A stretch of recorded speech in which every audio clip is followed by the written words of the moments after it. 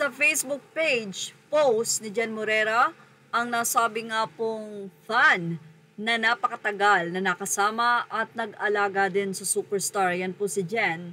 At medyo makikita nyo na nagda-dance-dance pa siya sa nasabi nga pong lupain na sinasabi nila na pagmamay-ari ng superstar. Marami ang diskumpiyado at hindi naniniwala sa nasabing lupain na ito. At pinagbibintangan pa nga nila na ginagamit lang daw ito ni Jen para sa kanyang sariling vlog. Nilinaw ni Jen na hindi ito for vlogging. Ito ay kanyang ibinahagi upang makita at magkaroon ng pruweba ang sinasabi nila na wala raw katotohanan ang ekta-ektaryang lupang pagmamay-ari ni Nora Aunor. Ito din yung sinabi nila before na inihatag kay Chavit Singson upang ibenta. Minsan ang sinabi nila Jen na ang nasabi nga pong lupain ay hindi mabibili kung ito lamang daw ay hindi ibebenta sa bilyonaryo. Kaya ito kay Chavit Singson inalok dahil alam nila na kayang bilhin.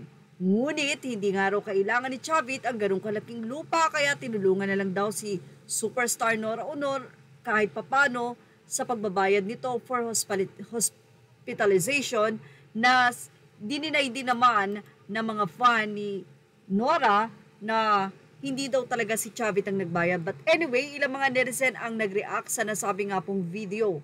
Dahil ang nasabi nga pong ektarya na yan ng lupa ay nasa 64 hectares po daw.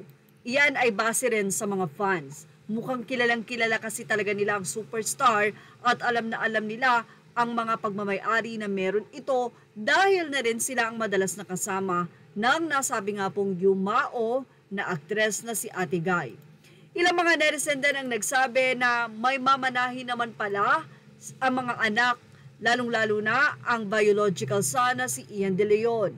At sana nga daw ang nasabing ektaryang lupain na ito ay pagyamanin ng mga anak.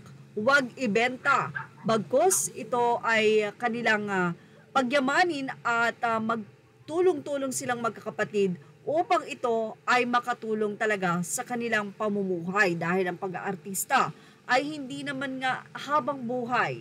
Kapag hindi mo ito na-handle na maayos, wala ka talagang maiipon. So hanggat ngayon na sila ay nandyan pa at active, mas maganda nga daw na ito ay kanilang i-develop or magpatanim at napakarami nga daw bigas. Hindi mauubusan ang mga anak ng superstar.